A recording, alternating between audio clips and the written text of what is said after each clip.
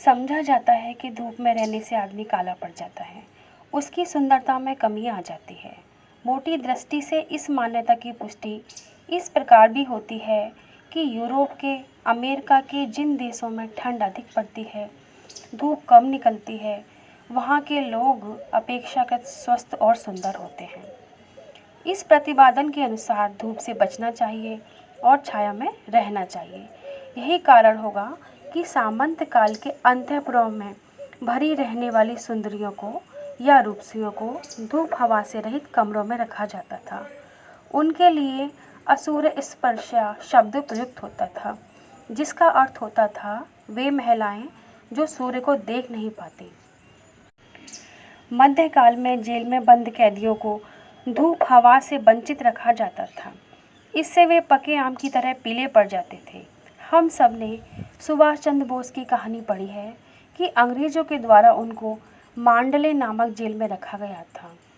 वे एक अपनी अलग ही प्रतिभा के व्यक्ति थे, लेकिन जब उनको जेल में रखा गया तो उनकी सारी शक्तियाँ धीरे धीरे क्षीण होने लगी। वो एक तरह से उदासी में चले जा रहे थे। फिर किसी तरह वहाँ से छूट कर निकले तो उन्होंने बहुत गहरी गहरी सांस ली और बाहर आकर अपनी शक्तियों को दोबारा से संचय किया। हम देखते हैं कि सभी देशों में फसलें उन्हीं महीनों में उगती हैं जिनमें धूप रहती है। शेष महीने में वे लोग मांस आदि से गुजारा करते हैं, यानी कि जो इन्होंने भंडार इकट्ठा किया है, गर्मियों के दिनों में जो फसल पैदा हुई थी उसका जो संचय किया है, उसी से वह लोग काम चलाते हैं। खदानों, धातुओं, कोयला तथा खनिजों में जो विशेषता पाई जाती है, उन्हें सौर किरणों की ही चमत्कारी अनुकंपा समझा जा सकता है। वनस्पतियों की फलियां जो बीज रूप में विकसित होती हैं, धूप संपर्क के कारण ही होती हैं। अनाजों, शाकों, सब्जियों, फलों की ऊपर की परत सूर्य किरणों के सीधे संपर्क में आती है, इसलिए उनके उस भाग में विटामिन डी जैसे तत्वों की बहुलता उत्पन्न होती है। इस संदर्भ में अत्यंत महत्वपूर्ण बात यह है कि सूर्य की किरणें जिस भी स्थान को स्पर्श करती हैं, उसमें से हानिकारक विषाणुओं को मारकर समाप्त करती हैं, साथ ही उस सतह पर जीवन तत्वों का अनुदान बिखेरती हैं। फलों के बीज भी सूर्य की गर्मी से ही सूखकर अगली बार के लिए उपजने के लिए तैयार होते हैं। यदि उनको सूर्य की गर्मी से वंचित करके रखा जाए तो उनका फलित होना भी संभव नहीं है।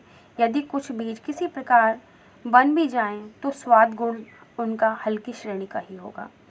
इस प्रकार देखा जाता है कि पृथ्वी पर बिखरी बहुमूल्य जीवन संपदा एक तरह से सूर्य द्वारा ही भेजी और विकसित की गई है। प्राणियों को जीवन भी उसी केंद्र से मिलता है। मनुष्य के लिए सौर ऊर्जा इसलिए भी आवश्यक है कि शरीर को सक्रिय रखने वाला तापमान देखा तो काय कलेवर में जाता है, पर वह उपलब्ध सूर्य से ही होता है। शीत की अधिकता से देह ठंडी पड़ जाती है और प्राण निकल जाते हैं। आँखों की रोशनी, कानों में श्रवण शक्ति, नासिका में सूंघने की क्षमता और जनेंद्रियों में कामुक उत्तेजना से लेकर गर्भ धारण कराने तक की सामर्थ्य का उद्गम सूर्य की सप्तरंगी किरणें ही हैं। उनमें इस प्रकार की इतने स्तर की विशेषताएं भरी पड़ी हैं जिन्हें वैज्ञानिक क्षेत्रों में जादू की पिटारी कहा जाता है। परमाणु ऊर्जा सौर ऊर्जा का ही एक छोटा संस्करण या रूप है। लेज़र जैसी सशक्त किरणें धरती पर उसी साधना लोक से उतरती हैं। सूर्य अग्नि तत्व का मूर्तिमान प्रतीक है, इसलिए सूर्य को जगत की आत्मा माना गया है। हम प्रत्यक्ष देखते हैं कि जिन पेड़ पौधों और जीव जंतुओं को धूप पर्याप्त मिलती है, वे स्वस्थ और निरोग रहते हैं। उसके विपरीत जहाँ सूर्य की जितनी कमी होती है, वहाँ उतना ही अस्वस्थ वातावरण होता है। अंग्रेजी की एक कहावत है कि जहाँ धूप नहीं जाती वहाँ डॉक्टर जाते हैं, अर्थात प्रकाश रहित स्थानों में बीमारियाँ रहती हैं। इसलिए हमें प्रयास करके भी सूर्य का सानिध्य प्राप्त करना ही चाहिए।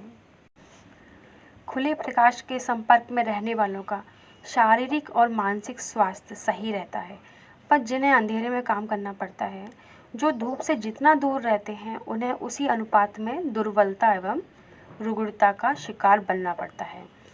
उदासी ही उन्हीं पर अधिक छाई रहती है और साथ ही निष्क्रियता भी।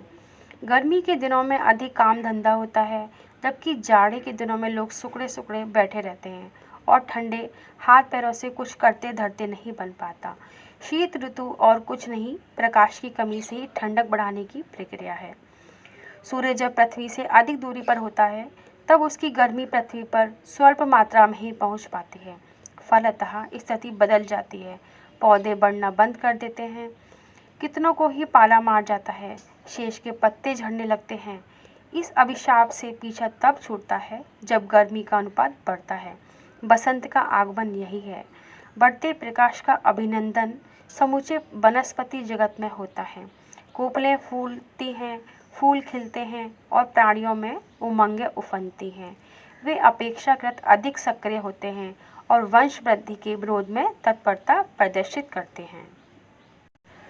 असह्य ताप से सीमित बचाव करना एक बात है और गर्मी को देखते ही घबराना दूसरी।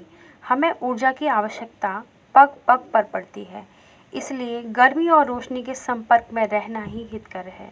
आध्यात्म उपचार में अग्निहोत्र, धूप, दीपक इत्यादि की, पारसियों में अग्नि की एवं थियोसॉफी वालों में अग्निदेव के पूजन संपन्न किए जाने का विधान संभ्रांत इसी कारण है। खाद्य पदार्थों की ऊपरी परत सूर्य संपर्क में रहने के कारण अधिक गुणकारी होती है। अन्नों को पकाने से पूर्व पीसा या दला जा सकता है, पर उनके छिलकों को फेंकना नहीं चाहिए, क्योंकि गूदे की अपेक्षा छिलके में गुण कई गुने अधिक होते हैं। दालें बिना छिलका उतारे ही पकानी चाहिए। शाकों में से जो छिलके सहित खाए जा सकते हैं, उन्हें उसी रूप में खाना चाहिए। फलों के संबंध में भी यही बात है। यदि वे न खाए जा सके और उतारने की मजबूरी आ पड़े, फिर भी ध्यान रखना चाहिए कि यह गुणकारी अंश है। इसे सुखाकर, पीसकर किसी अन्य उपाय से खाने या उपटन की तरह लगाने में प्रयुक्त करना चाहिए। छिलकों को पानी में उबालकर उन्हें स्नान के काम में लाया जा सकता है। उनकी परिशोधन की उपयोगिता को समझते हुए दवा रूप में प्रयुक्त किया जा सकता है। सूर्य किरणों की महिमा अपार है।